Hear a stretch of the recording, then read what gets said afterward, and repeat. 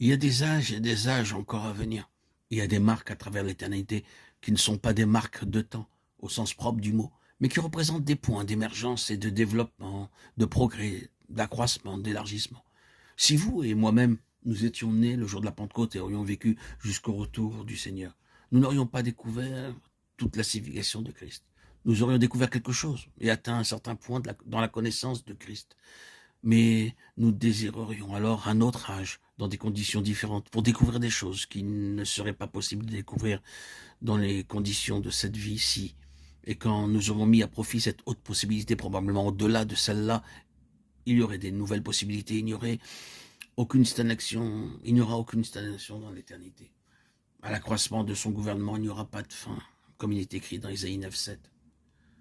Laissez maintenant de côté l'image désolée de l'histoire de ce monde depuis la chute jusqu'au rétablissement de toutes choses. Et vous avez la mise en mouvement des âges dans lesquels toute la plénitude de Dieu en Christ pouvait être révélée et saisie progressivement au travers d'âges successifs, avec des conditions, des facilités et des capacités qui changent et s'élargissent.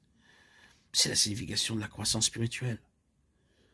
Notre courte vie chrétienne ici-bas, si elle est droite, évoluant sous la puissance de Saint-Esprit, est elle-même comme une série d'âges.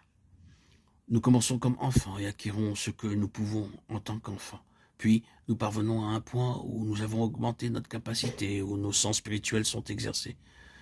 Ceci nous conduit de nouveau dans une plus grande perception de Christ. Et puis, un peu plus tard, comme nous avons continué, nous trouvons encore que ces pouvoirs s'élargissent sous le Saint-Esprit. Cependant, qu'ils s'élargissent, nous réalisons qu'il y a plus de terrain à occuper que jamais nous ne l'avions imaginé.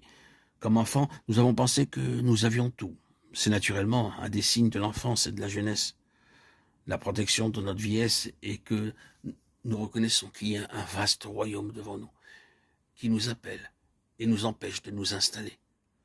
C'est une jeunesse éternelle. Ainsi, laissant la totalité de cet état de panne dans la création, vous pouvez voir la création des âges en Christ, par son moyen, selon le dessein éternel de Dieu, qui est de réunir toutes choses en lui. Non seulement toutes choses de notre petite vie, de notre salut individuel, mais toutes choses d'un vaste univers, comme une révélation de Christ, tout étant amené par révélation à la compréhension spirituelle de l'homme, et l'homme y étant introduit. Quel Christ! C'est ce que Paul a vu.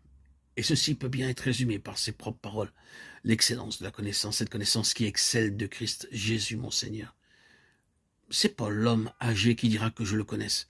Le Christ est élevé hors du temps, et le temps, dans toute la mesure où Christ était concerné, a seulement été lié à l'éternité, par la nécessité de la rédemption, en vue du dessein éternel.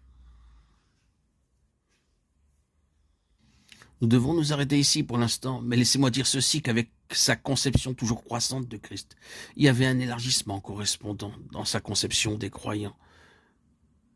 Les croyants furent destinés à assumer une signification énorme.